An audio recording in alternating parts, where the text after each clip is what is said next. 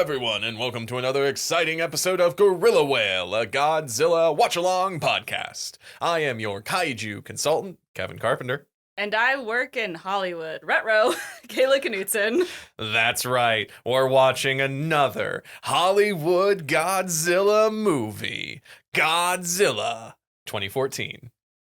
The beginning of the Monsterverse, and by God, are we not starting on our best foot forward? God, I hate this movie.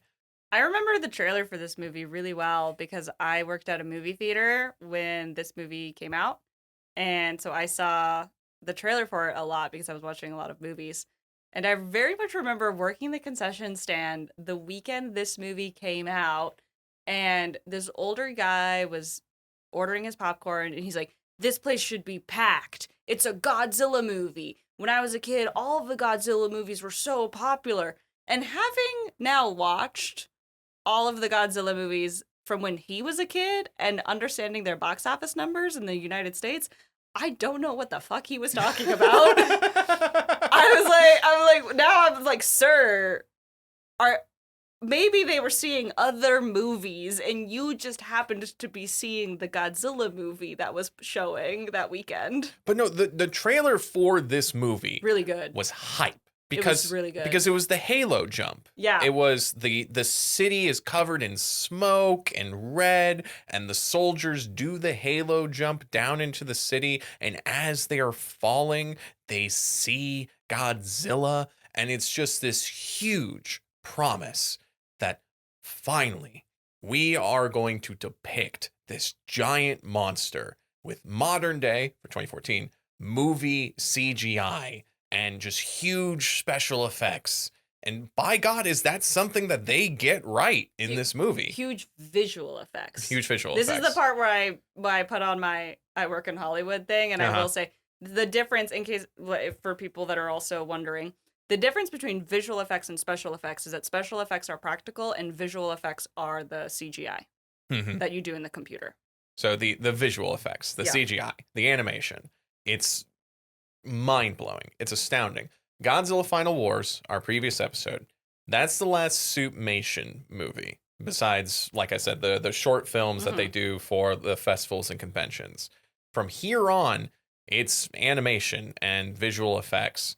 And it is astounding to see what Godzilla movies they create with modern day technology. And so I'll give it this. This movie looks great. Yeah. A couple of things. One, well, this was before Gareth Edwards did Rogue One. But when I realized Gareth Edwards directed it, I was excited because I really like Rogue One. And that may have been the only other movie by him that I've seen. Well, you know what movie he did that got him this movie? Was Monsters. Yeah, but I haven't seen that movie. Yeah. And then the other thing, this movie came out 1 year after Pacific Rim. Pacific Rim came out in like July 2013, June or July 2013. This was May 2014. So I do think it is interesting. Obviously, it would have been in development before Pacific Rim came out in theaters. And by the way, audience, if you want to hear us talk about Pacific Rim, you can check out our bonus episodes by going to our Ko-fi at kofi.com/Digital Kaiju Studios. There's a link in the description. Throw us some money. You can listen to our entire bonus episode playlist. Yeah, but I think it is definitely interesting that this movie exists in a cultural consciousness in America 1 year after Pacific Rim. Yeah. And looking at the two of those movies and the differences between them, I think would be an interesting discussion. I think so. Let me just start off with this. I love the Monsterverse. Yeah. Godzilla: King of the Monsters 2019 is one of Emma's home. Oh my God, Emma! Hi, Emma. We're recording. You should keep that in. So let me just start off with this. Yeah. I love the Monsterverse. You like Monsterverse, but you didn't like this one. No. See, Godzilla: King of the Monsters 2019, one of my favorite Godzilla movies. Okay. And I like what they did with Kong Skull Island. I like what they did with the Godzilla Kong movies, even if Godzilla is now...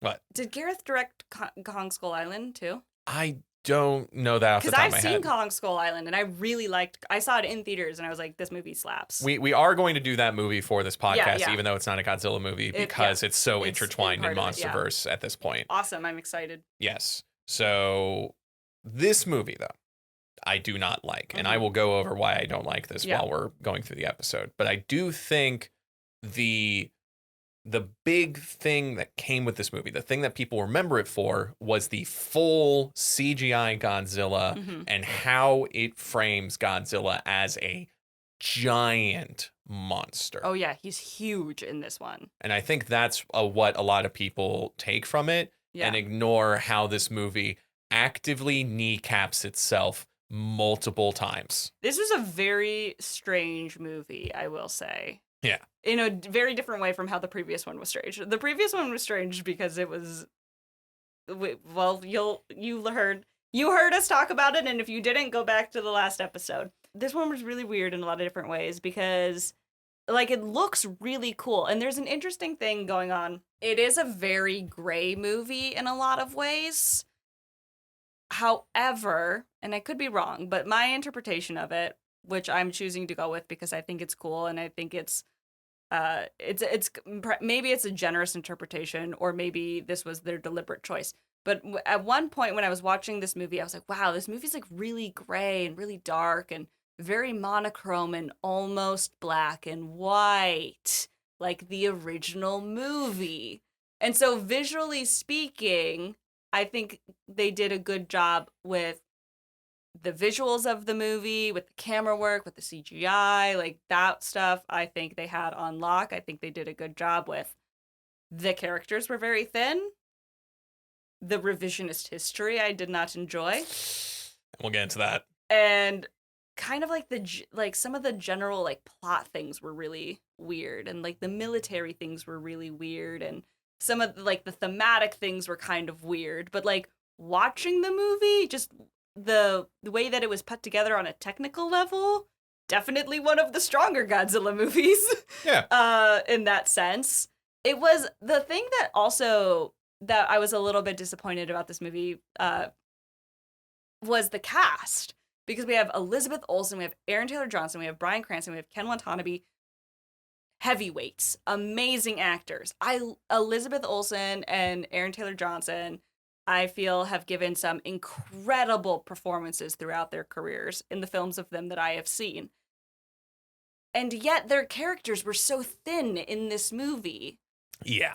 Which was disappointing. I wanted more from them.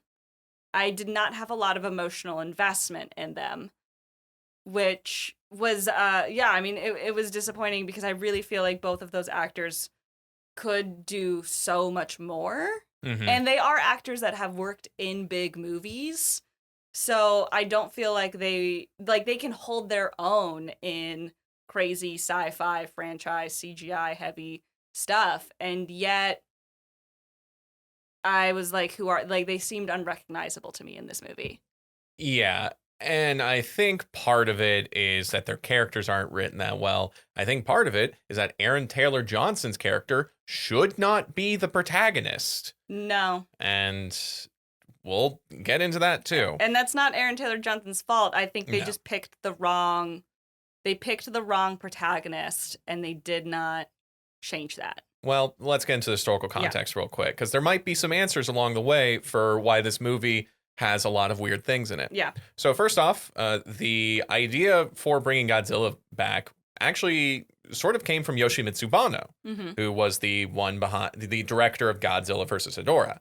Cool. So he had the Godzilla rights. He wanted to make a short 3D IMAX Godzilla film. It's like, let's use the technology to make a big animated Godzilla to really like bring home how like he's a big giant monster. Yeah. He meets up a producer, Brian Rogers. Brian Rogers shops it around. He shops the rights around as well. Years go by, and eventually Legendary Pictures gets the rights to make a Godzilla film. Mm-hmm. And so Legendary Pictures is like, instead of making an IMAX short film, let's make a feature film, a full animated, visual effects heavy Godzilla film. And at this point, Toho is much more comfortable with an American studio doing another shot at Godzilla because they had an entire era of movies telling that one movie to fuck off. And so. I mean, let's not. When did Legendary? Oh, you don't say when Legendary got the rights, but I mean, I think Later on, it's like 2010, 2012, somewhere around there. Okay, so Legendary's just done the Dark Knight, Yeah. which was a huge, massive success, and it was a franchise character. I have my own nitpicks about Dark Knight and its relationship with Batman and its interpretation. We're not going to get into that, but I can see why Toho was like, okay, like, sure, yes, go at it. Yeah. You know? So they bring in director Gareth Edwards. He directed the movie Monsters, which was about people dealing with giant squid monsters. So they're Maybe like, a hey, bonus episode? maybe. He already did kaiju films. So they're like, hey, let's bring him in for a kaiju film. Let's do this. So Edwards did state in an interview, quote, Godzilla is a metaphor for Hiroshima in the original movie. We tried to keep that. And there are a lot of themes from the 54 movie that we've kept. So from the get-go, it's like we are paying attention to where Godzilla came from. Appreciate that. Yeah. The script did go through 5 writers. It went through at least 5 writers. Don't know how many. And I just want to say, as somebody that has worked in the industry, a script going through a lot of different writers is not inherently a bad thing. There are way more writers that have worked on a lot of successful movies than you think. Mm-hmm. The way that credits work, it very much limits how many people actually get the credit for it. There's a lot of, Carrie Fisher was she was famously a script doctor, but you will not find written by Carrie Fisher on a lot of movies. So a script going through a lot of different writers, especially if it has a long development phase, that's not inherently a bad thing. And looking at these writers, we've got David Callahan from Expendables, David S. Goyer from Dark Knight trilogy, makes a lot of sense. He's worked with Legendary a lot. Drew Pearce from Iron Man 3, my least favorite Iron Man. Actually, no, Iron Man 2 is my least favorite. I'm sorry. Iron Man 3 was great. Max Borenstein, and finally Frank Darabont, who did Shawshank Redemption and Walking Dead. What a cavalcade of manly action movie guys. And specifically, it's not they got them all into a room for the writing adventures. It was like each one did their own big There rewrite. may have been a writer's room. That happens with features. Well, there might have been a writer's room, but I'm saying is like each of these writers were a different stage in the revision process of this script. I would be very curious to see all of the drafts of this movie. Yeah. And Frank Darabont was also quoted as saying, like, we want this to be a terrifying force of nature. And I do think that they succeeded in making Godzilla scary. Yeah. And Let me make that very clear. That's kind of a big focus of so this movie and then Godzilla: King of the Monsters coming up next is the focus on them being forces of nature, on them being big, on them affecting the environment around them. Yes. And I think they did succeed in that respect. So all that's going on May 16th, 2014, 10 years after Final Wars, Godzilla releases in theaters. And this is also, I feel like it should be, as somebody who was like 19 at the time, this, like, I don't ever remember any of the Godzilla movies that were made in Japan really being pushed in America. I know Final Wars had its premiere in LA. I didn't know about that. I knew 1998 Godzilla, and then now this one. So it did feel like a big deal that there was a Godzilla movie coming out. It also felt it was weird because it felt like a big deal, but it also, I remember being like, okay, like nobody that I was talking to at the time was excited about the movie, but the trailer was cool. Does that make sense? Yeah, I wasn't running in the Godzilla circles. The trailer was amazing, and the Godzilla circles were like, oh, this is going to be great. Okay. Because, like, all the Millennium era was all suitmation. And even by that point, people were like, we understand the art of the craft, but, like, at that point, it was the aughts. Yeah. So it's like, we could do more now. And, you could also look at the state of the Japanese film industry at that time and their access to, like, greater visual effects. And maybe a little bit of a hesitance with 1998 leaning heavily on visual effects and them not looking good. Mm-hmm. And, we also talked about director Kitamura and Final Wars having his own opinion on that. He had a very strong grudge. But, at this point, we have that sort of out of the greater cultural system, for lack of a better term. And so Legendary is like, okay, cool. We're doing full CGI Godzilla. Let's go. Yeah. And this is what we get. And I will say this once more. The CGI in this film, I do not have a problem with. It is the best part of this film. Everything else I have a problem with. Sure. I liked the opening credits. I like an opening credit that really sets the tone and acts as like a prologue to the movie. I loved the government documents, the redacted. I loved all of the photos. It told a story. I do think it introduced the Monarch organization, which I know is a big thing in the Monsterverse. I don't like that they took away the U.S. military, the American government being responsible for Godzilla. And I've said this before. Well, they're a little responsible. Yeah, what it is the Godzilla is just this giant creature. They explain later on in the movie there are these giant creatures that live on Earth from when there was like more oxygen and more radiation, et cetera, and they feed on the radiation. And then there was less radiation and less oxygen. So they burrowed underground to get closer to the core so they could feed off of radiation coming from the core. So they kind of disappeared, but then like Godzilla started reappearing. And then in the 1950s and 60s, when they were doing all of the atom bomb testing, that was secretly a cover for trying to kill Godzilla. Yes. So there's that. But they take away the part where I feel like Godzilla should be some government's fault. I feel because it's so tied up, to me, the origin of it is so tied up in Hiroshima and Nagasaki that to erase that, yes, it's a conspiracy and they're like covering it up and hiding it from the people, but it just still feels like it feels like we are erasing history and taking away culpability from the military for, doing this like terrible thing. And I don't like it. I don't like it when they change it. At least it's better than Godzilla being because of the French. Yes, it's better than it's better than Godzilla being because of the French. And GMK, of course, did a different approach. Yeah. I liked GMK though because it was still wrapped up in the horrors of war. This not being the direct result of incredible and unnecessary violence. I don't care for it. Well, okay, so specifically... But I understand why they did it. In the exposition dump halfway through the movie, they talk about how the USS Nautilus was the one that accidentally woke up Godzilla again. Yeah. So there's that. And then Monarch is formed because they find out about these giant monsters.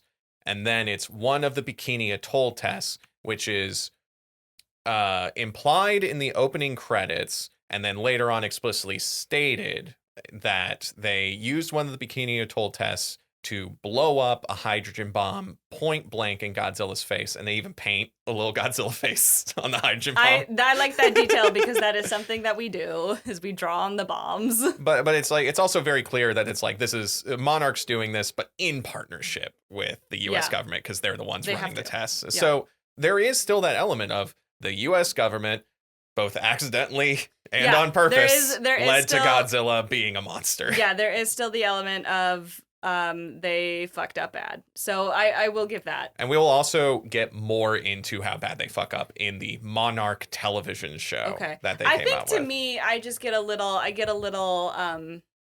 squirrely about the American-made movies doing that. Like when Japan changes the origin of Godzilla, I'm like, okay, sure, like it's your monster. But when America does it to make it slightly less America's fault and to kind of gloss over Hiroshima and Nagasaki, to me it feels a little bit like erasure, a revisionist history a little.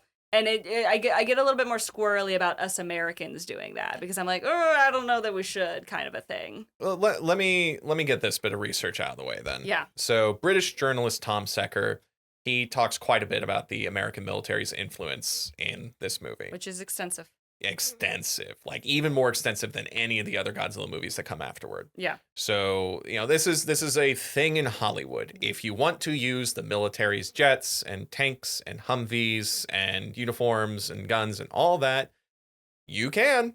The US military is totally cool with that. But the US military needs to get script. Yep, exactly. And this happens all the time in Hollywood. It's been happening since the 20s.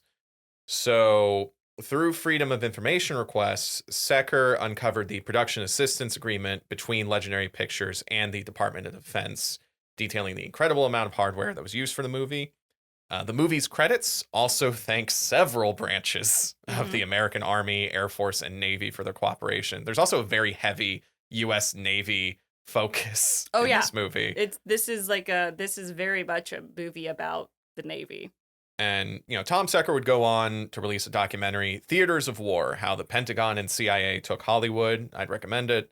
And he had an interview with the Fortress on a Hill podcast, and he had this to say, quote, any real direct confrontation between Godzilla and the military forces, the U.S. military forces, that's essentially because the military wouldn't allow it.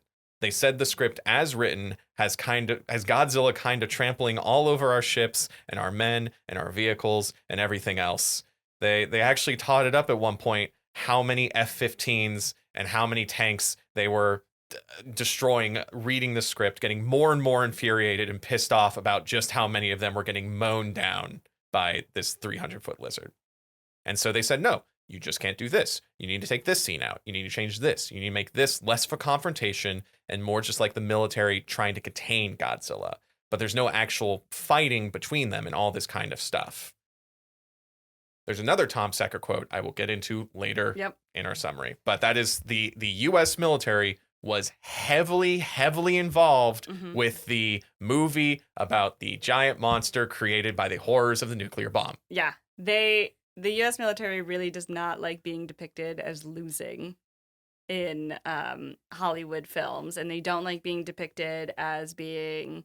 They're very specific about how they are depicted, and that sometimes you don't even notice it in the movie. Which is hilarious because they still look like idiots in this movie. Yeah! And I'm just like, in a movie that's about a giant kaiju that can destroy buildings and tanks and aircraft carriers, to be upset that is happening feels really, I'm like, come on, guys, come on.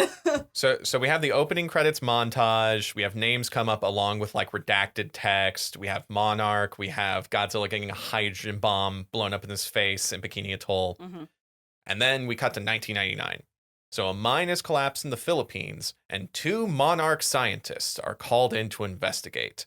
Dr. Ishiro Serizawa and his assistant, Dr. Vivian Graham. So Serizawa is played by Ken Watanabe. His name is a mix of Ishiro Honda and Serizawa from the first Godzilla film. So we have a character here who is a direct reference to the first film and the roots of Godzilla. So, a great sign. And the 2 of them, the 2 Monarch scientists, find a giant kaiju skeleton underground and 2 spores, one of which has hatched. And the camera pans out and we see just this trail of destruction through the rest of the Philippines. So over in Janjira, Japan, we find the most American names ever. We find Joe Brody, played by Bryan Cranston. Fresh off of, by the way, they just finished filming the last season of Breaking Bad at this point. So this is Bryan Cranston, height of his career. He has to wear an obvious wig. So it's Joe Brody, his wife Sandra, and his young son Ford. Sorry, I can't get over those names. Joe Brody and Ford. It feels Brody. very Glenn. Yeah. it feels right. It feels like a Japanese writer being like, what's an American name? Yeah. I think they did that intentionally. I liked that. It was a funny detail. So Joe and Sandra are nuclear physicists, and they're working at a power plant in Janjira. But then seismic activity hits, and suddenly everything's like, what's going on? What's going on? And Joe's wife, Sandra, is in like the bowels of the power plant, and then there's a radiation leak, and Joe has to run over to the door, and he's yelling at his wife to run, get out of there. And of course, when they arrive to the plant, Joe tells Sandra, like, can you just go down there and take a look at it? So she's down there right away because of him. Yeah. You know, and then, yes, she has to seal him in. And also, it's his birthday. It's his birthday. And he was, like, too busy with work to pay attention to his son making the birthday sign. You know, so we have a little bit of trouble in this family. Yeah. And it's presented in such a way that it's like, it's not bad. It's just a little... He's kind of treading on being a bit too much of a workaholic, you know, that situation. It's all something that could very much be course corrected if tragedy didn't strike and Sandra didn't die that day. Yeah, it's a very poignant scene, and it sets up Joe Brody, played by this top of his career actor, as someone who was focused on his work at the expense of his family, and then because of his work and because of a direct result of the kaiju in this film, loses his wife, literally looking at her through the glass of the door as it seals shut as she's trapped in the radiation leak. It's tragic. It's thrilling. It's giving Chernobyl. We create this incredible character that we're gonna be so excited to follow through the rest of the film. 15 years later, Ford is now an explosive disposable. Oh, sorry, Ford the son. Yeah. Now played by Aaron Taylor Johnson. Yes. The kick-ass guy, Quicksilver. Ford is now an explosive disposal officer for the United States Navy. I like that his job is bomb. Yeah, his job is bomb. That's appropriate. He just comes back from a tour of duty. He has a young son named Sam and a nurse wife named Ellie, and she's played by Elizabeth Olsen. It's a little weird watching this movie now because it's like the later they would play twins. Later they would play twins. It's kind of funny. That says what happens in Hollywood. Yeah, people play different roles. It's fine. So Ford learns that his father Joe was arrested for trespassing in Janjiro, Japan.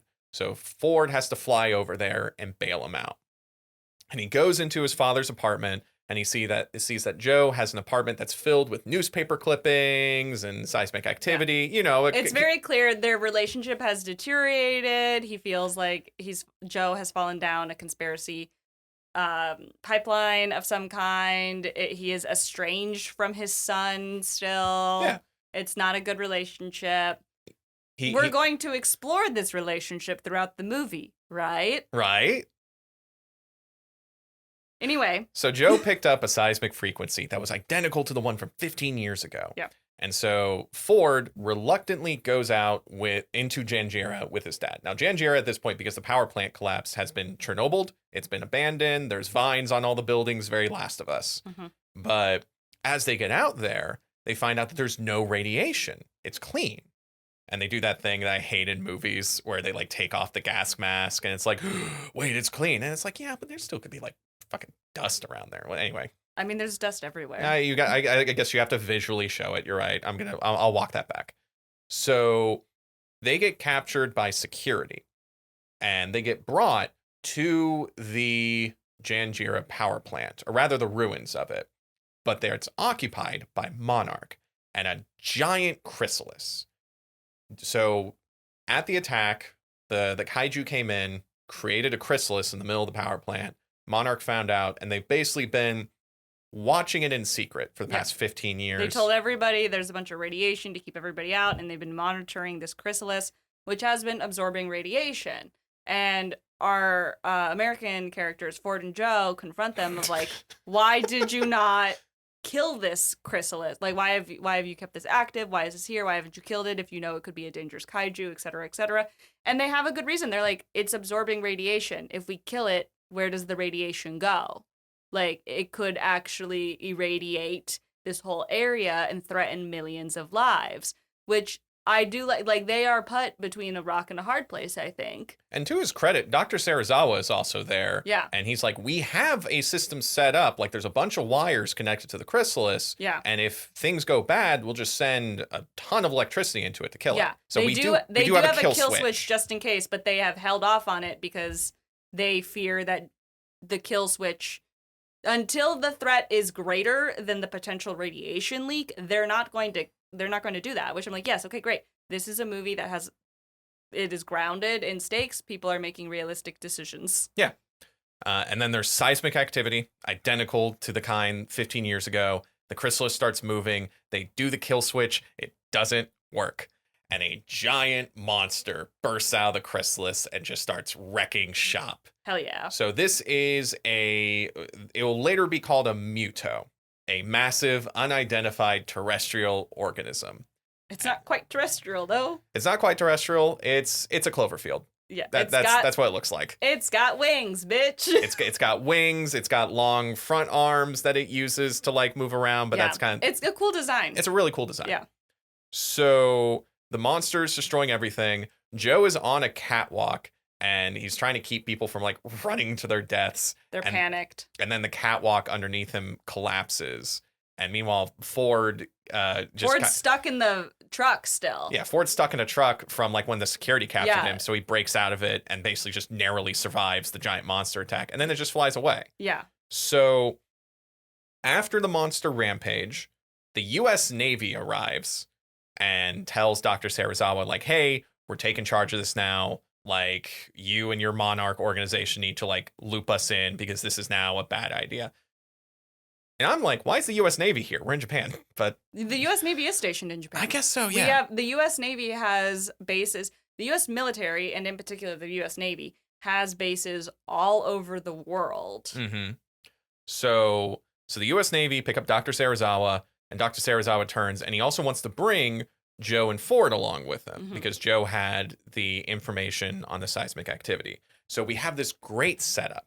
Because see, Joe Brody is a man who we just had this poignant opening scene with where he watched his wife die in front of him because of a radiation leak. He has a direct link. He's a scientist. He's a nuclear physicist. He's been studying and following this. Like, you're like, okay, it's going to be Serizawa and this guy working together. But it'll be like Japan and America working together. And his obsession with this giant monster is what's kept him from forming a connection with his own family. Yeah. But he has his son along. He's dragged his son into this situation. So now it's like, okay, so we're set up for this perfect opportunity for him to go on this giant monster adventure, but also learn that he should have been paying attention. Oh, he's dead.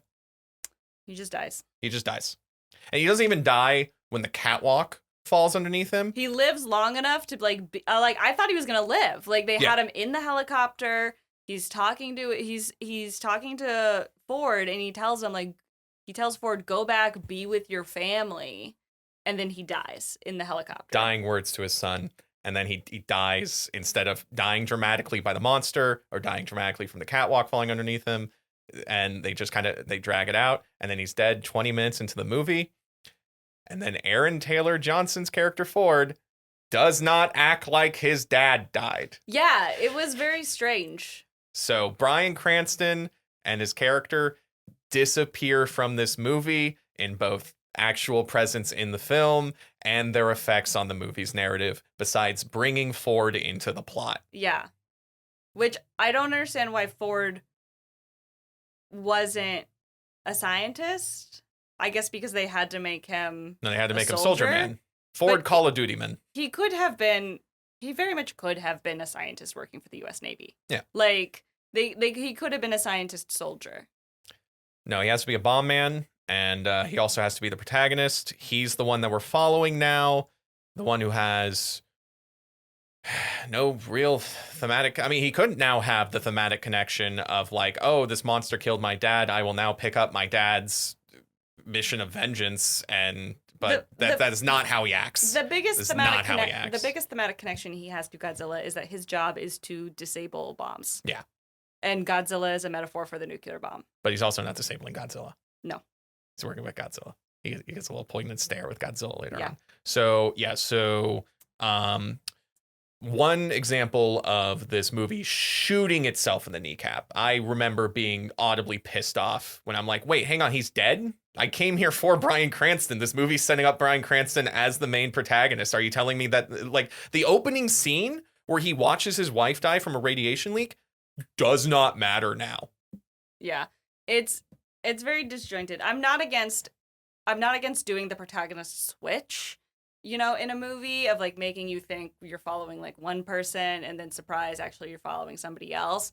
But I feel like this movie lost an opportunity when they took out Bryan Cranston instead of setting itself up for a greater one, if that makes sense. Yeah, Bryan Cranston would say in a later interview that he did see that as a narrative mistake. Yeah, so I wish that they had kept him. I think it would have been more interesting to see the father and son journey happening throughout this movie. And I think it would have been interesting to have the contrast of Joe being like the scientist that is knowledgeable about the kaiju and is like working with Serizawa on all of this and is being looped in on that regard. And having perhaps a different opinion and perspective on the kaiju than Serizawa. And then you have Joe representing the perspective of like the US military, perhaps, and having like these conflicting points of view on how to handle the situation, underlaid with their personal relationship being under strain. And that's the thing. That's what the movie sets up. That's what the movie sets up. And then they don't do it. And then they kill Bryan Cranston. And then we're left with like Serizawa now doesn't have anyone to bounce off of. Ford does not act like his dad just died. And all of the thematics built up with Bryan Cranston's character are thrown away. Yeah. Especially because he has like this estranged relationship with his father, Yeah. and he has to go to Tokyo. He just got back from a tour of duty, and now he has to fly all the way across the world again to Tokyo. He was. Didn't he say? I don't know if they said he was in Tokyo for his tour of duty. But now he's got to go back to Tokyo to get his dad out of prison after he told his son. His son asked. He like gets home. He puts his son to bed. His son asks him, "Are you going to be here tomorrow?" Because he's gone for his work a lot, just like his father was. Literally in the exact same position, complete with the young son. Yeah, and then he tells him, like, yeah, of course I'm going to be here tomorrow. And then he isn't because his dad gets arrested in Tokyo and he has to go deal with that. And we have a lot of potential here that we could dig into. And they kill Bryan Cranston's character, and it kind of kills that momentum. And this isn't the only time this movie kills all of its momentum, and we'll get to that soon. So, on the USS Saratoga, Serizawa and Graham tell Ford about Monarch, the international organization dedicated to studying and containing kaiju. They do the big exposition dump. They woke up Godzilla by accident. They tried to blow him up in Bikini Atoll. Mm-hmm. The kaijus lived on the surface millions of years before moving underground to feed off the Earth's core radiation. The fact that they moved underground to the Earth's core will become important in the Godzilla Kong movies. Yep. It also kind of makes Godzilla even more directly America's fault, actually, now that I think about it. Because, like, original Godzilla was, like, mutated from the Bikini Atoll tests. That was not directly pointed at Godzilla, but this one, they painted Godzilla's face on a hydrogen bomb and blew it up in his face. Well, yeah, but he already existed as Godzilla already existed as a giant monster. Yeah. The Bikini Atoll tests mutated. Yeah, okay, fair enough. Like, that's what I'm saying, is, like, you've unleashed... The point of the Bikini Atoll tests mutating Godzilla into this like abomination is the consequences of your action. You have unleashed. You have consequences that you cannot foresee. As such, radiation fallout is a consequence that you were ignorant of or did not care about. Like that's the whole. Like you did something. You are playing with a power you don't understand, and then it had consequences you could not foresee. Versus it's already a giant kaiju and now you've like angered it kind of thing. It's not clear in this movie, but I will say later on the Monsterverse, they do say like, yeah, those tests made Godzilla big. Okay. This is also... But not in this movie, which is the movie we were talking about. Fair enough. And this is also, by the way, one of our biggest Godzilla to date. He's like over 300 feet tall. Huge, yeah. He's huge. The original... He has to be because our buildings keep getting bigger. Exactly. Yeah, he's got a scale. So the other monster, they dubbed it the Muto. It was a parasite from that long ago time, and it would implant spores in other giant monsters to like breed. And so this one hatched from the one spore that they found in the skeleton that the Philippine mine disturbed. Yeah. And then they have the other spore that they put over in the Yucatan Valley. But we'll get to that later. Yeah, they don't tell us exactly where it is yet. And then Ford brings up the only thing that he can usefully bring to the conversation because his dad is dead, that Joe was tracking some kind of frequency And that frequency could be a kind of echolocation. He was looking at bat stuff too. Yeah. So maybe the Muto is trying to communicate with something. Yeah. Oh, you know what I just thought would be like, I feel like Joe. I feel like it would have been interesting if Joe met up with Sarazawa and his dad like halfway through the movie, because Joe is being deployed against. Like Joe like if Joe wasn't even like drawn to Japan instead, this, I mean, completely changes the entire movie. But if Joe wasn't even drawn to Japan, but instead was like brought in and connected with his dad partway through because he's being deployed by the U.S. military against this situation, Mm-hmm. I don't know, something about like his father being unable to like protect him versus his father like dragging him into it or something. I don't know. No, there's a lot of ways this movie story could be better. Anyway, so sorry, I'll try to get the poison out of my voice there. So, meanwhile, a Russian nuclear sub goes missing. Oops. The U.S. Navy Special Forces, it's got to be the Navy, because the Navy hasn't gotten a lot of great representation in movies, apparently. The Army and the Marines keep getting it. So Top Gun. Navy's got Top Gun. There we go. So the U.S. Navy Special Forces find the sub hanging from a tree, along with the Muto eating its missiles. It's a cool scene. It's a very cool scene. They send some fighter jets in to attack the giant monster, and the Muto has an EMP. So he shoots that out, the fighter jets fall, a lot of kabooms. Yeah. So a great scene. Yeah. So the USS Saratoga brings Ford to Honolulu, Hawaii. And Ford decides he's done with being in the plot. He just wants to fly back to San Francisco. His dad told him to fly home. That was his and dad's...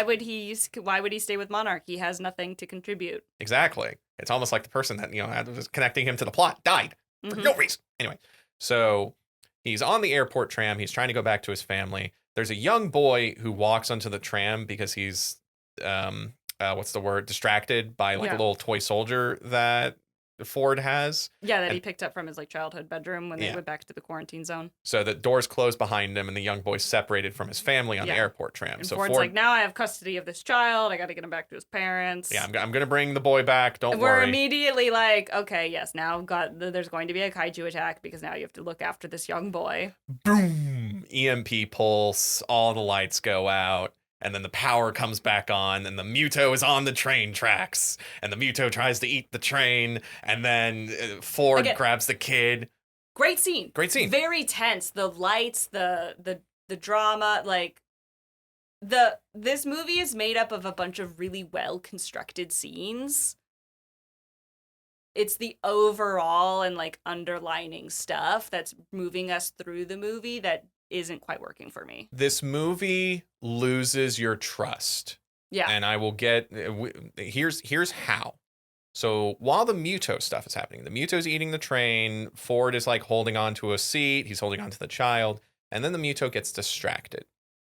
Interlaced with all this going on, we see scenes of the ocean going back out, and then people are like, oh shit, a tsunami is coming in. People are running. We see a dog running away from the tsunami because it's an American movie, so we always need to put a dog in danger. You gotta put a dog in danger. And then a giant creature comes out. It's dark. And this is also back when movies were super dark. You couldn't see anything going on. Yeah, it was a little too dark. Too dark. But red flares shoot out from some special forces on the rooftops of the buildings, and we see the red flares illuminate just the leg. That's how big it is. Which is great.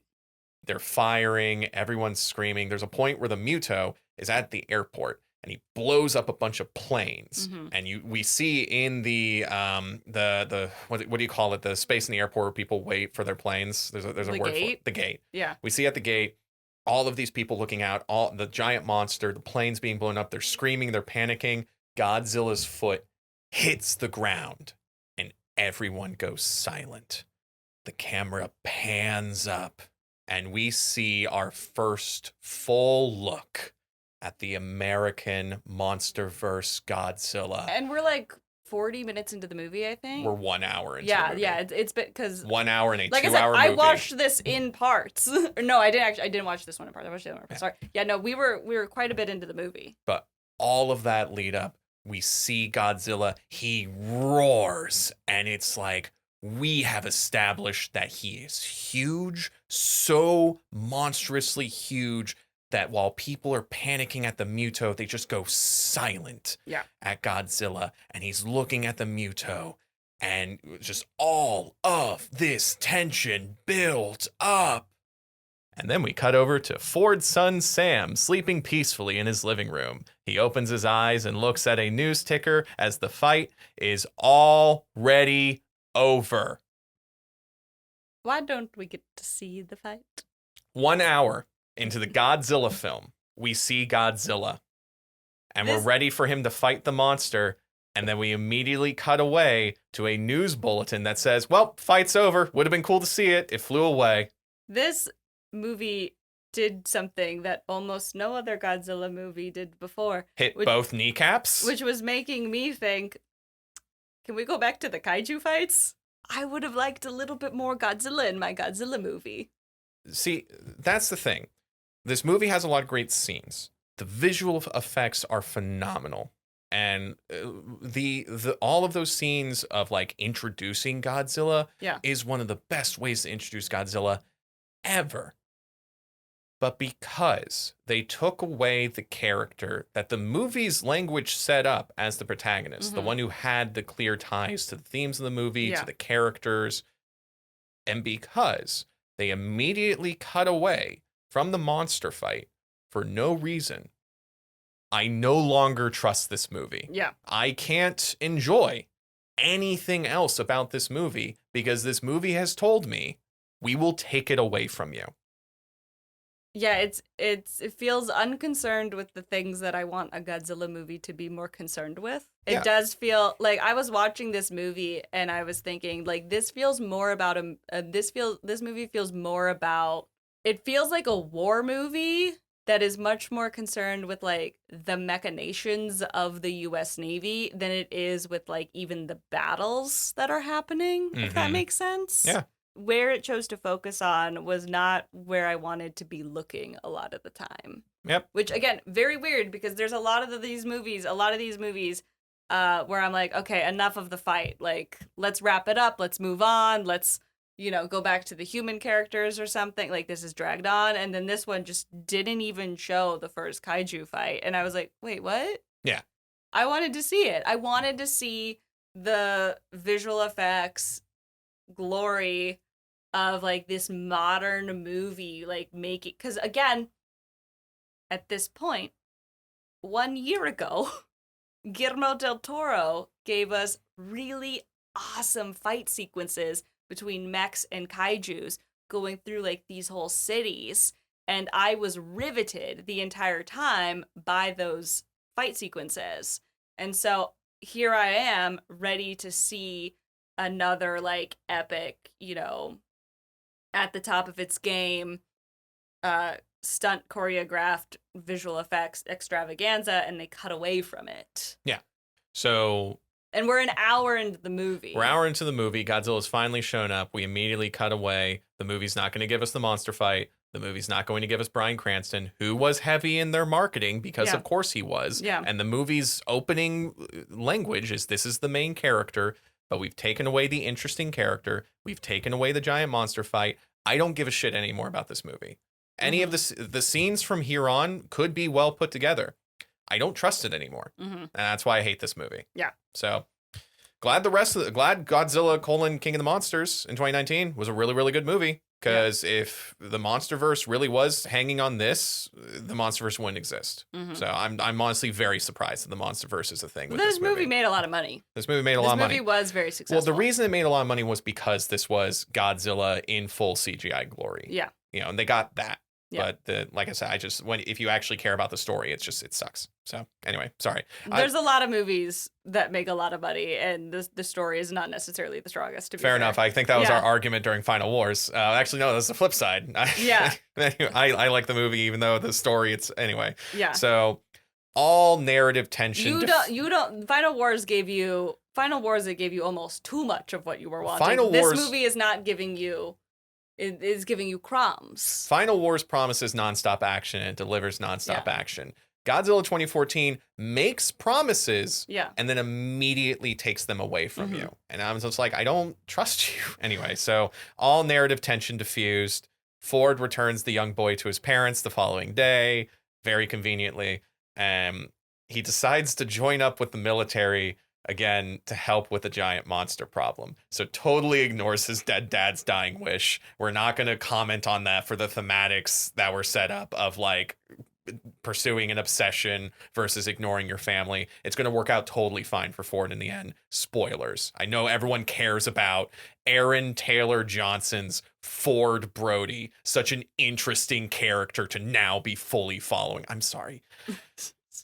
So Dr. Serizawa and Dr. Graham thought the Muto's echolocation was for Godzilla.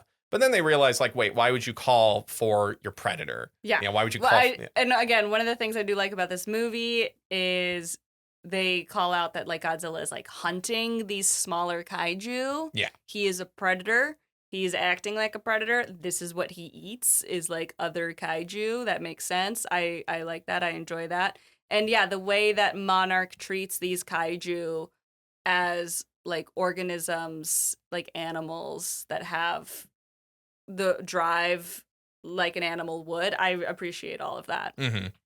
So perhaps the Muto is trying to communicate with something else. Perhaps the Muto is trying to connect with the thing that was in the other spore, which is, I pronounced it Yucatan Valley earlier. It's actually the Yucca Valley, my bad. I will be so for real. When they said it was in Nevada, I was like, oh, Area 51? No. And then it was the waste. It was the nuclear waste. The Yucca Valley Nuclear Waste sense. Repository, That which makes sense. That makes sense. And the spore hatches. It's like Area 51. And another Muto emerges. It does lay waste to Las Vegas, which is a great sequence. Great sequence. I don't give a shit about this movie anymore, but that's a great sequence. Kevin is clocked out. I'm clocked still out. in. Yeah. I acknowledge its problems, but I'm still clocked into the movie. It was a great sequence. So, by the way, this Muto is also much, much bigger. Yeah. But has no wings. Mm-hmm. It's a female Muto. Yeah. So the female is much bigger, and the male Muto is smaller but has wings. So we got some sexual dimorphism going on with the Mutos. Cool. And both Mutos are heading to San Francisco, where they'll nest and make more Mutos. Did they say why they were going to San Francisco? Yeah, it's just kind of in their pathways, because we got one Muto in Hawaii and another Muto in Nevada. Yeah. So that's just kind of the middle point. Okay. Yeah, they're heading to the coast. Yeah. Yeah. And it happens to be San Francisco. Exactly. Yeah. So a U.S. Navy admiral wants to take a nuke out to the sea outside San Francisco and then lure the two Mutos and Godzilla out there and then blow them all up at once. Yeah. Because the scientists are like, but these guys eat radiation, and the military is like, the sheer force of it, like, we know that we're not concerned about the radiation. It's the sheer force of the bomb that will rip them apart. Exactly. They do kind of, and now this is another thing with the movie that I get confused on, because obviously Serizawa is like, Serizawa and Graham are against using the nuke, and it's a little, to me, it feels a little unclear about why they are against this plan. Well, there's a reason for that. Hold on. No, let me cook. Because it seems like maybe they're against it because they don't want to kill the kaiju, but then Serizawa reveals that his father died at Hiroshima, and so he is against the use of the nuclear weapons because his father died at Hiroshima, which makes sense. Now, the thing that is bumping against me a lot is they are going to set this nuke off, they say 20 miles away from San Francisco. And they say something along the lines of, like, there would be, like, it's minimal radiation exposure or something. Now, the thing is that they don't give us numbers. It is very unclear whether or not using this nuke 20 miles off of San Francisco will hurt anybody. It is so unclear that I paused the movie and I brought up one of those nuclear bomb simulators they have on the internet and, like, kind of, like, did a little bit of off the cuff, like, you know, guessing about, like, okay, what's going to be, like, about 20 miles off of San Francisco.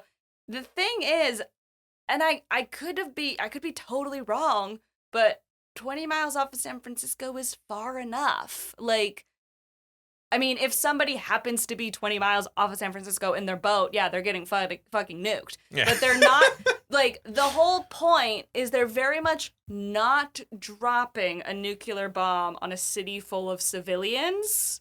And so, to me, I'm like, okay, so Serizawa is just against using a nuke on principle here. But to make it be like, well, we're just nuking the monsters. It's 20 miles offshore and it's not going to hurt anybody, like, unless they happen to be in a, like, just in the wrong space at the wrong time. Like, we're not dropping it on a city. That kind of takes, like, it takes the guts out of the objection. Oh, yeah. I think it should have been, we're nuking San Francisco to take these guys out. Like, it has to be, we're nuking a civilian population in order to exterminate this threat.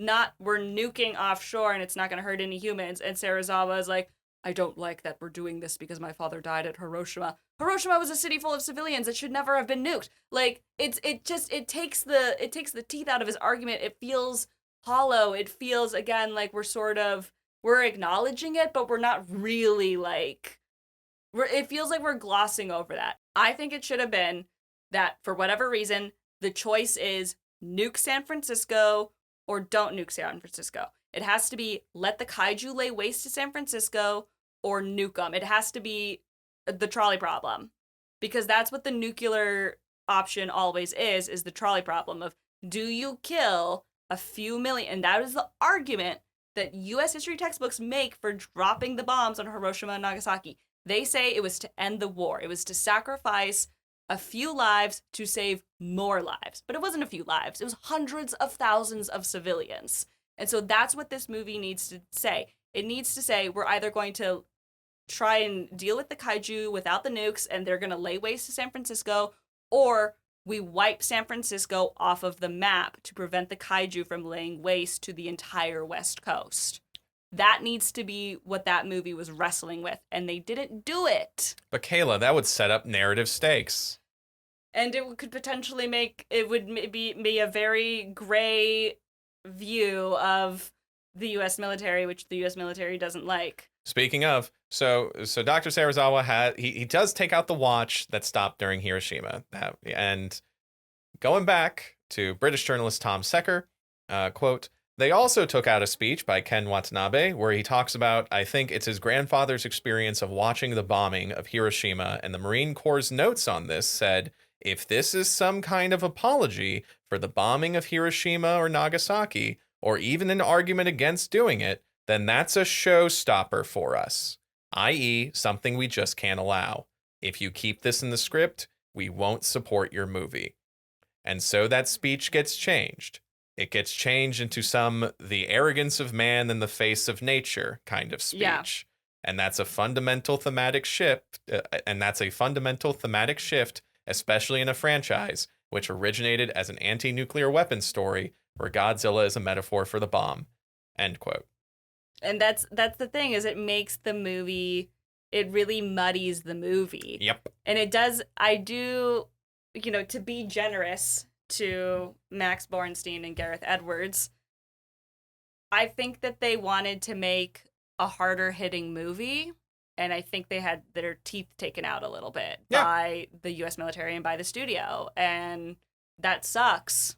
And that is why it's really hard, I think, for Americans to make a Godzilla movie, because the American military-industrial complex does not want to confront itself like that, and the American population at large has a difficult time dealing with that. And Hollywood is in the business of making money, and it sometimes is very difficult to just make these big budget movies, because it has to be a big budget movie, so it has to make a lot of money, so it has to appeal to a lot of people, so it can't be too controversial. And it's just really hard, I think, to make a movie that goes for to make the movie that's going to go for the throat and get that green light still. Yeah. The rest of the Monsterverse movies do not have as close of a relationship with the Department of Defense to its favor. So, but this is definitely a movie where the U.S. military had its claws in it, and it shows. And that's, So I will say, while they do absolutely neuter Dr. Serizawa's supposed speech about Hiroshima and his motivations for not wanting to have a nuclear bomb blown up off the coast of San Francisco, they do give him the most memeable phrase in the entire movie that we still see today. When shit goes down, Dr. Serizawa looks out at the horizon and goes at the kaiju and goes, "Let them fight." Yeah. Ken selling that line really, like, he does. Best part of the movie. I think he's the best actor in the movie. Best actor in the movie. Like, like I said, I really like Elizabeth Olsen and Aaron Taylor Johnson's work in a lot of other movies. I don't think they have a lot to work with here. Yeah. And that, you know, they do what they can with what they have in a lot of ways, and there's some wonky things going on with Aaron Taylor Johnson, but Ken Watanabe, with Aaron Taylor Johnson and his character Ford, but Ken Watanabe is he's doing great. He's doing phenomenal. Yep. No, incredible work. There's going to be a really weird scene in the next Monsterverse movie that we're also going to hit the brakes and talk about for some time, but we'll get to that when we get to that. For right now, let's get on these train tracks, folks. So Ford joins the Navy unit guarding a train carrying a nuclear missile to San Francisco. Yeah. And the fact that it's just a couple of guys with rifles guarding a nuke being carried across the country is very funny. I mean, who's going to take it? Fair. Like... So, well, who's going to take it? The Muto. The train is attacked by the Muto. We do get a good scene, individual scenes. We have good individual scenes of like the soldiers having to deal with the giant monster directly next to them. They do say when they go with the train and stuff, part of what they're doing is they have realized the EMP situation really kneecaps them. Yeah. And so they are trying to work around that, which I appreciate, because sometimes the militaries, whether it's the U.S. military or the Japanese military in these movies, are not depicted nearly as smart or as capable of being like, well, we're fighting something with an EMP, so we need to stop using electronics that can be taken out with an EMP, you know? Yeah. So props to them for being like, we are going to use a train, which does not need electricity. It's coal-powered. And we are going to modify the nuke to be analog. Yeah, it has an analog timer. Yeah. It has the numbers that rotate. It's great. I love that. It's probably how the original ones worked. Yeah. So the Muto takes the nuke. Yeah, the Muto does take the nuke. And San Francisco is being evacuated. We get a scene of Ford's son, Sam, being given to a family friend on a school bus while his wife, Ellie... Ellie's at the hospital dealing with, you know, people. Yeah, we kind of go back to them. Her being a nurse and thus being present and capable in the middle of the action, I feel like could have been utilized a little bit more. I just found myself not really caring about Ford, Ellie, or Sam. No. Because they're much less interesting characters. I felt like we didn't have a lot of time with them to ingratiate them to us, and it's just I don't care that much about them, unfortunately. We do get an incredibly good scene. Once again, there's so many individual good scenes, but the movie as a whole, I just can't care about. Sure. So the school bus that is carrying Ford's son, Sam. Yes, it's so good. Yeah. So the school bus is going over the Golden Gate Bridge. We have a bunch of other cars. We have a bunch of other school buses. San Francisco is being evacuated. Yeah, the military's lining the Golden Gate Bridge. Godzilla is approaching. Oh, shit, oh, shit. Yes, tanks on the bridge. And the school bus is stopped because of the military. Yeah. And then Godzilla appears. And there's like this whole thing too where it's like they are you've got the boats out on the ocean, and there's the soldiers lining the bridge, and they're on the walkie-talkies going back and forth, and you're like, there's still civilians. Like, I really like the kind of chaos that is happening here with the soldiers, and with some of the soldiers like clearly calling out like, no, there's still civilians, like trying to get, and other soldiers kind of maybe either panicking or saying, fuck it, like we gotta go, like casualties are acceptable. I enjoyed that. I thought that was really cool. Yeah. And that was tense. And once Godzilla shows up, it's like, of course everyone's panicking. Fire. Like, and it's nuts. The missiles aren't doing anything. The guns aren't doing anything. Godzilla's just kind of flailing at the Golden Gate Bridge. And we do get the school bus driver. He sees all of this going on, He doesn't even say anything. Yeah. He just floors it. He Yeah. is He puts that bus in gear and goes. He puts that bus in gear. He starts. Soldiers are having to jump out of the way because without a word, he's like, I got a bus full of kids from the hospital. We are going. We are out. And sure enough, he gets out of there right before the Golden Gate Bridge gets destroyed. Yeah. So all those other school buses are screwed. But the one carrying our main character's son makes it out, which is the important thing. Exactly. So the Navy arms the nuke with the analog detonation timer. And wait, hang on. So I'm just realizing something. Yeah. So the Muto took the nuke from the train. The nuke, they had armed it. Had they armed it and then the Muto took it? Well, they arm it on the boat. I remember this in the scene, but also did the Muto take the nuke from the train, or did it? Am I misremembering that scene? No, I'm confused now because I thought it took it from the. It took it from the train. Did they? Well, no, there's two. No, there's two nukes. There's two of them. That's right. There's two nukes. Because, they tell us. Because later on, the male Muto presents the nuke to the female Muto as a gift. Yes. And then there's another one that makes it. He only takes one of them. He's like, I only need one of these. Yeah.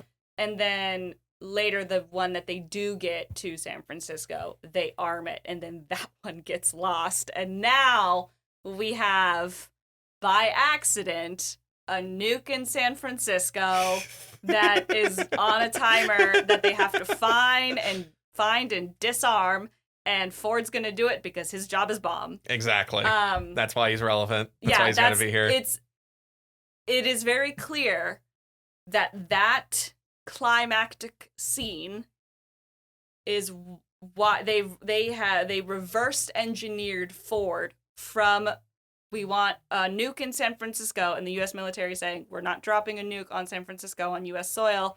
It has to get, and you figure out a way where it's not a deliberate move of deliberately bombing civilians. And we've armed it.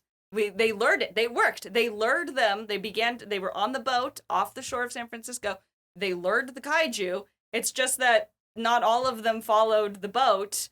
The one kaiju took it and then took it back to San Francisco and then dropped it there, and now it's armed, and now it's gonna go. It's a little convoluted, and it probably happened because they didn't want to do the U.S. military didn't approve the original. I'm sure that was their original idea. Yeah, that was probably that totally tracks. Idea totally tracks. Drop the bomb in San Francisco, and the notes came back and said, we will not have the U.S. military bombing U.S. citizens.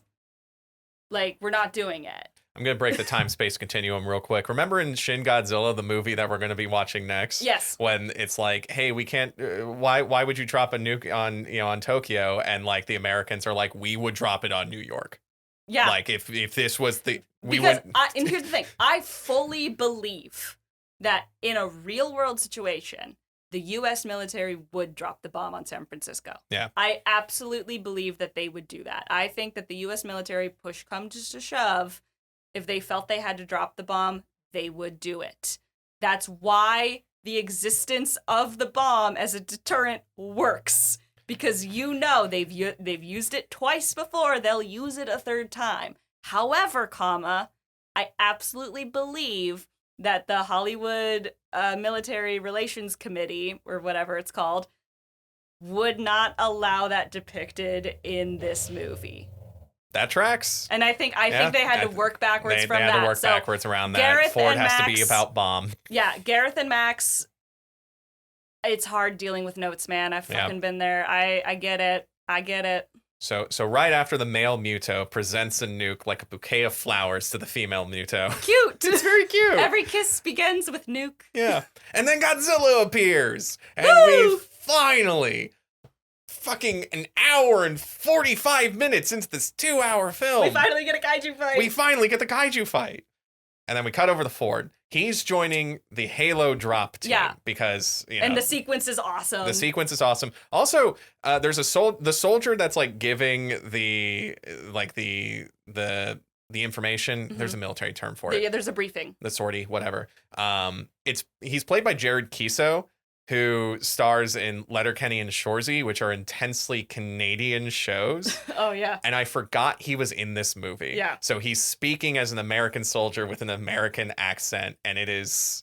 They maybe filmed some of this in Vancouver. They might have. Looking at those forests. Yeah. It's just a Jared Kiso jump scare for me specifically. I just wanted to mention that. But it's a cool scene. We talked about it before with the Halo jump. We get this like first person view shot where it's like Ford is looking through the mask he's wearing while he's free falling into the city. And we see Godzilla fighting the Muto. And it's like, that's awesome. So cool. Could you give me that 45 minutes earlier, please? Anyway, so the female Muto made a nest and filled it with eggs and a nuke. Yeah. And then she joins the fight to fight Godzilla. And so now it's two Mutos fighting Godzilla, and Godzilla's not doing so great. Yeah. The army squad, though, they find the nest where the nuke is. Yeah, the nuke is like feeding the babies. Yes, but the timer is sealed shut because of goo. Yeah. So they got to pick it up and bring it to the boat and just get it out of there. Yeah. Meanwhile, Ford, he stays behind. Yeah, because they're by the way, their plan is if they can't disarm the nuke, their plan is get it as far from the city as possible. Yeah. And sacrifice our lives. Exactly. Yeah. Pretty cool. And then Ford stays behind. He like opens up some gas tanks from some he's cars. the only one that is like, wait a minute, we have dozens, if not hundreds of baby kaiju that we should eliminate. Godzilla 1998 flashing before his eyes. We are obsessed with these baby. We are obsessed with kaiju babies. We are obsessed with the procreation of kaiju, kaiju sex.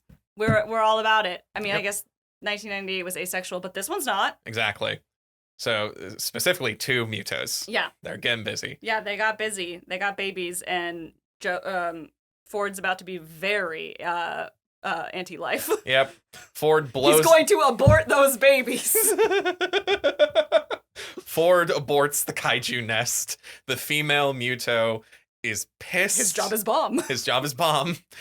The female Muto's about to eat Ford. Yeah. And then, behind the Muto, in the darkness, because this movie is dark as hell, can't see shit, but you do see this. I go back and forth on how dark it is, because I do like, I mean, it takes place at night, and I do like how we have this human perspective of it's difficult to see, and then suddenly it's like there's a giant monster. It makes it scarier. I do also sometimes like, it's so dark. Yeah, but when the giant monsters are revealed, you still can't see them because it's so dark. Yeah. But you do see this. Yeah. Behind the Muto, something glows blue. A dorsal plate. And this was the part of the movie where I cheered in the theater. Yeah, you clocked back in for the I clocked back in at this point. The dorsal plates glow blue, leading up Godzilla's back. And then he unleashes his atomic breath on the Muto. Yeah! So Godzilla's back in the fight. Godzilla tail whips the male Muto into the 44 Montgomery building. I was looking at the wiki for the summary, and it's like, it's specifically this building. I'm like, all right, cool. Somebody lives in San Francisco, and they're like, it's the 44 Montgomery building. I'm exactly. Like, yes, the 44 Montgomery building, we all know. That mention was for you.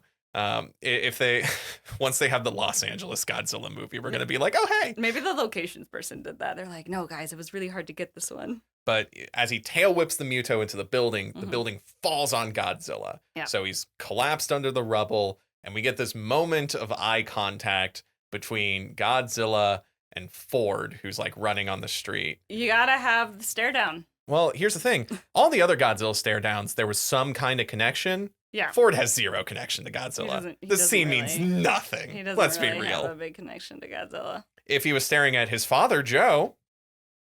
Anyway. So the army guys have the nuke. They're trying to get onto the boat, but the female Muto's here. She's killing the army guys. Navy guys. My bad. She's killing the Navy guys. Actually, I think it's a cross branch. It's all military. I think it's a cross. Yeah, because at one point I do think we do see some army guys. Anyway, the military guys. So she's killing the military guys, and then Ford goes onto the boat with the nuke, and he gets the boat out, but he's like super wounded at this point. Yeah. So he has the nuke, and then the Muto comes out, and he's staring at the Muto, and he points his pistol at the giant monster. Which I guess it's an instinct, maybe. Yeah. Like, I mean, you might as well try. I don't know. I mean, we talked about the Pacific Rim scene where the giant robots kaput, so they just go out and they fire a flare in the giant monster's face. Are you gonna go down firing the gun, or are you gonna go down not firing the gun? Exactly. It's great. I make fun of them doing it all the time, but I probably would. And then Godzilla shows up and grabs the Muto, opens its mouth, and fires the atomic breath down the Muto's throat. And it's sick. It's sick as hell. And it decapitates the Muto, and the day is saved, and Godzilla collapses in the ruins of San Francisco. A helicopter comes down to save Ford. I presume they disarm the nuke. I don't think they show that on screen, but They must have. They must have. Yeah. And the day is sort of saved, albeit everything is a Man of Steel level, like, ruins. Yeah. Which is, I mean, as it should be. It's a kaiju battle. The Monsterverse movies do not shy away from the destruction that these giant monsters wreak. I will say that. So Ford reunites with his family. We skip over the scene of him reuniting with his son. We just immediately cut to him carrying his son. So we don't need to act that out, I guess. Yeah, that felt weird because isn't the whole tension supposed to be he's like trying to get back to his family? And it's like his family's in San Francisco and now everything's converging on San Francisco. But I feel like we were missing a few more scenes of like this has to be on Ford's mind, you know, and I feel like we don't dwell on it much. No, this movie can't handle narrative tension. It has to it's like you're on a date that like won't take it seriously. Like every time you lean in for the kiss, they make a joke. Yeah, it is. It does. It is. Except the joke is them hitting you in the kneecap. It does diffuse itself all the time and skip over some of the more emotional beats I would have liked to see. But okay. But he reunites with Ellie, who he doesn't have any real chemistry with. But you know, whatever. That's why they ended up playing siblings. Yeah, and then Godzilla wakes up, and he goes back out to sea. Yeah, I was like, did they kill him? Oh no, he's up. Yeah, there's like a news ticker of like Godzilla, King of the Monsters, wakes up. Yeah. And he goes back out to sea. Everybody cheers. Because he saved them. I guess. And the movie's over. Yeah. Yay. Yeah, what a weird movie. 2-hour Godzilla movie. I think we got 12 minutes of Godzilla, maybe. Yeah, I think there's a lot that we could probably chalk up to executive/military meddling. Yep. I don't know if we can chalk up everything to executive meddling. I'd be, like I said, I'd be really curious to see some of the original drafts. I would be really curious. If I ever meet Max Bornstein and Gareth Edwards, I really do want to ask them, like, hey, Godzilla 2014, can you tell me, like, what were some of your early thoughts that you had to change? Like, I would be really curious because I do feel like this is one of those situations where the creative team had one thing they wanted to do and they weren't allowed to do it. And having been in that position, I have a lot of sympathy for them. Yep. And I think the other thing that makes me very sympathetic towards this movie and towards the creative team is, like we've said, there's so many individual sequences that are really cool and work really, really well. And like you can tell there is like competency and skill in this team in those like individual sequences. But overall, there's a lot of things that don't quite work. Yeah. The theme is muddy, the characters are thin, and I wanted more Godzilla. I have it burned in my mind. I saw this movie in theaters and I walked out and I remember thinking that movie was boring, but the 2 atomic breath scenes were cool. Yeah. And that was what I got from this movie. I do think probably, I feel like there's probably going to be, maybe there'll be comments or, you know, people thinking that I'm being gentler on this movie because I work in Hollywood. And please comment on our comment on engage, us talking engage, about the Godzilla engage. movies. You know, so people may be thinking I'm being gentler because I work in this industry. These are companies and people I probably want to work with one day, you know, et cetera, et cetera. That's not true. But also, unlike Kevin and many other fans that saw this in theaters, I did not have hype. Like, I came into this movie with, I knew that Kevin didn't really like it, but I also knew that it must have made a bunch of money. It was a box office success. Yeah, and been popular enough to, like, launch a franchise that I know Kevin does like. So I came into this movie with a pretty, like, neutral level of expectation. And so I was not at, like, because I've walked into movies where I've been very hyped and then been disappointed. So it's like, I get that. Well, there was so much hype for this movie. The Yeah. marketing was, you know, the Halo jump, Bryan Cranston, all that. And also people were going into this being like, please, please don't be 1998 Godzilla. Yeah. And it wasn't. It wasn't. And it was a full CGI Godzilla. Yeah. There's a lot of cool stuff going on. Yeah. And that's what carried people's opinion in this movie, in my opinion. And for me, especially on a rewatch, that does not excuse the narrative malpractice of what made me clock out of this film as I first watched it and as I watched it for this podcast. Fair, very fair. Yeah. So it's hard for me to rate this movie. Yeah. Because it, like you said, there's like so many individual scenes. I'm like, this is awesome. This is cool. But it's the whole movie itself where it's like I don't want to watch this movie like ever again. Yeah. Because I'm just I don't like it. So I don't know. I'll give it a 2 out of 5. Okay. You know, there's competency there. I think I'm gonna give it a 3 out of 5. Okay. Yeah. You know what? No, 1.5 out of 5. Damn. Okay. I don't like this movie. Yeah, sure. As visually competent as it is, as well put together it is, like mechanically. Maybe, I don't know, maybe 2.5. I go back and forth because, like I said, there's a lot of things. It's a complicated. There's a lot of things that I really dislike, and there's a lot of things that I did like. I don't know, maybe 2.5 or 3 or something. Yeah. It feels to. There's a lot of things going on in this movie that I'm like, well, when I look at other movies that I have rated, you know, in the we need 2s, 3s, to collect our ratings because I have forgotten. I'm sure that it's not objective at all. Like, that's the thing, is it's not really. It's like I'm like, well, this was a lot better than a lot of other movies, but also in some ways it felt very like they missed the mark in a lot of ways, and I don't know. So, yeah, I don't know. In the middle, I guess. Okay. Yeah. Okay. So, 2 fun facts, real quick. So the Brody family name actually comes from the main character of Jaws. Jaws! I love Jaws. Chief Martin Brody. Yes. So that is a reference for Kayla. Yes. Also, this is a travesty. Akira Takarada, who was a Gada in the original 1954 Godzilla film, he had a brief cameo as an immigration officer that welcomes Ford to Japan, and it was cut for time.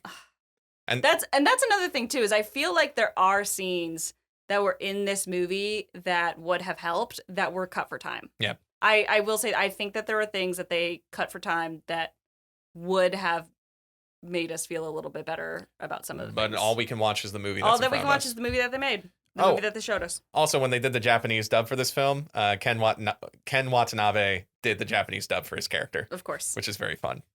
So yeah.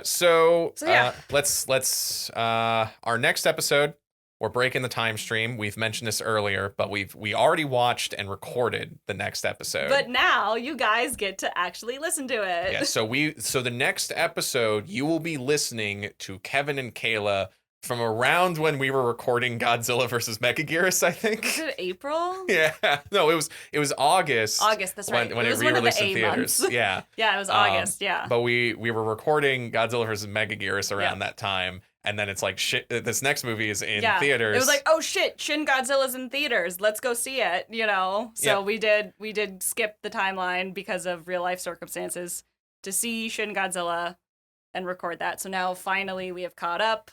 Yes. To the past, future, and whatnot. Yeah, the audience will be going into the future to us in the past talking about this future movie. We've caught up to the timeline. Exactly. Yes. So be sure to stick around for the next episode, folks, so that way the timelines can loop. Otherwise it will be a catastrophe. Who knows? We'll end up with Godzilla's singular point where everything just goes wild. There's a paradox. Well, Kayla, do the spiel. Okay, yes. Well, next we'll be watching Shin Godzilla. Be sure to watch the Japanese version, not the English dub. If you liked this podcast, be sure to subscribe, give us a rating, leave a comment, share with a friend.